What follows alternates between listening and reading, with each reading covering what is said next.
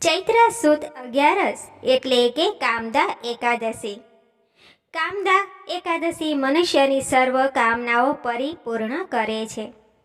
શ્રી કૃષ્ણ યુધિષ્ઠિરને કામદા એકાદશીનું મહાત્મય કહી સંભળાવે છે. વશિષ્ઠ મુનિએ પણ દિલીપ રાજાને કામદા એકાદશીનો મહિમા કહી સંભળાવ્યો હતો. અગ્નિ જે રીતે કાષ્ઠને બાળે છે તેમ આ એકાદશી સર્વ પાપોનો નાશ કરે છે. એવી આ પુણ્યદાયક એકાદશી છે. કામદા એકાદશીની કથા આ પ્રમાણે છે.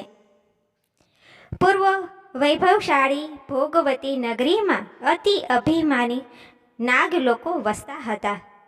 તેના રાજાનું નામ પુંડરીક હતું.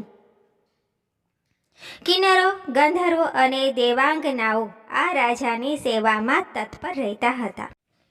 આ દેવાંગનાઓમાં લલિતા નામે એક અતિ લવણ્ય અતિ સુંદર અપ્સરા રહેતી હતી. અહીં લલિત નામનો એક ગંધર્વ પણ હતો. બંને વચ્ચે ગાઢ પ્રેમ હતો. પ્રેમ એક સ્વયં અંકુરિત લાગણી છે, ભાવના છે, સંવેદના છે, જેનું પ્રગટીકરણ હૃદયમાં થાય છે. પ્રેમ એ હૈયા છીપનું મોંઘેરું મોતી છે.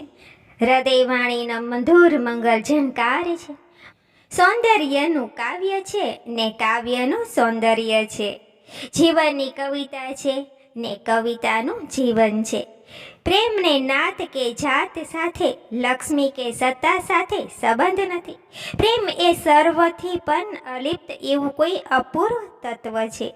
કોઈ દિવ્ય પ્રેરણામાં મંગલ આવિષ્કાર છે. પ્રેમ એ લગ્ન મંદિરનો પવિત્ર પાયો છે. આ લલિતનું જીવન પણ લલિતાના પ્રેમ રંગમાં રંગાઈ ગયું હતું. કામ એટલે સુખ અને ભોગ, સુખ અને મોક્ષ. એક વખત પુંડરીક રાજા સભા ભરીને બેઠો હતો. નાગ લોકો ક્રીડા કરી રહ્યા હતા. લલિત પણ તેમની સાથે નાચ ગાનમાં જોડાયો હતો. આ લલિત ગંધર્વ ગાન વિદ્યામાં પ્રવીણ હતો, પરંતુ લલિતાના સપનો સેવતો હતો. સપનો સેવા ભલે, પણ સપનોમાં જ ન રચવું જોઈએ. હા, સપનોની સિદ્ધિમાં જરૂર રાચો. પારકાને પોતાના કરવાની કલા સ્ત્રી માત્રને સ્વભાવ સિદ્ધ હોય છે. લલિતાએ પોતાના દેહ લાલિત્યથી લલિતને વશ કરી લીધો હતો, પોતાનો કરી લીધો હતો એ એમ માનવા લાગ્યો હતો. લલિતને હંમેશા લલિતાના જ વિચાર આવ્યા કરે. ગાન કરતી વખતે લલિતને પત્નીનું સ્મરણ થઈ આવ્યું. તેની જીભ થોથરવા લાગી. તે લય, તાન, આરોહો અવરોહો વિસરી ગયો. કર્કટ નામના મશહૂર ગવૈયાએ લલિતની ભૂલ પકડી. કર્કટે ભૂલ અંગે પુંડરીક રાજાનું ધ્યાન દોર્યું. રાજા વાજાને વાંદરા કહેવાય. પુંડરીકે ક્રોધ વેશમાં કામ વેશ લલિતને શ્રાપ આપ્યો. હે દુર્બુદ્ધ, મારી સભામાં ગાનતાલ ચાલી રહ્યું છે ત્યારે તું તારી સ્ત્રી લલિતાના સ્મરણમાં રમણ કરી રહ્યો છે, માટે તું રાક્ષસ યોનિમાં જન્મ લઈશ. પોતાના પતિનું ભયંકર અને વિકરાળ સ્વરૂપ જોઈ લલિતાનું હૃદય દ્રવી ઉઠ્યું. ફરતા ફરતા બંને વિંધ્યાચળ પર્વત ઉપર આવી પહોંચ્યા. અહીં તેમને એક સુંદર આશ્રમ જોયો. આ આશ્રમમાં ઋષ્યશૃંગ મુનિના દર્શન થયા. વશિષ્ઠ મુનિએ દશરથ રાજાને પુત્ર પ્રાપ્તિ માટે પુત્ર કૌષ્ટિક યજ્ઞ કરવાની સલાહ આપી હતી અને કહ્યું હતું કે અંગ દેશના રાજા રોમપાદનના જમાઈ ઋષ્યશૃંગ ઋષિ પધારે તો જ યજ્ઞ સફળ થાય. આ ઋષ્યશૃંગ ઋષિ મહાન તપસ્વી હતા. એમના મસ્તક ઉપર હરણના જેવા 2 શિંગડા હતા.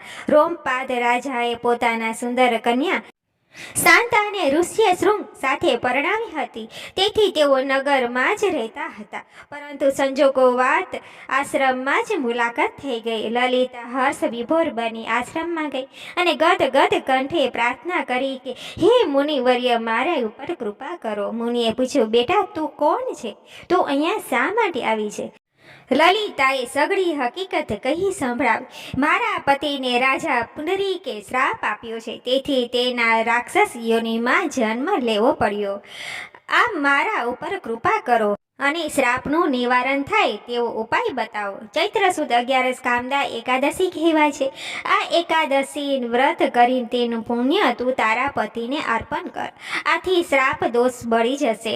ઋષ્યશૃંગ મુનિના સલાહ અનુસાર વિધિ અનુસાર કામદા એકાદશીનું વ્રત લલિતાએ કરીને પોતાના પતિને શ્રાપ મુક્ત કર્યા અને લલિત પૂર્ણ ગંધર્વ યોનિને પામ્યો અને આ દંપતીએ પોતાનું શેષ જીવન પ્રભુ ભક્તિમાં વ્યતીત કર્યું. અતિ સ્કંધ પુરાણે ચૈત્ર શુક્લ પક્ષ કામદશી એકાદશી સમાપ્ત.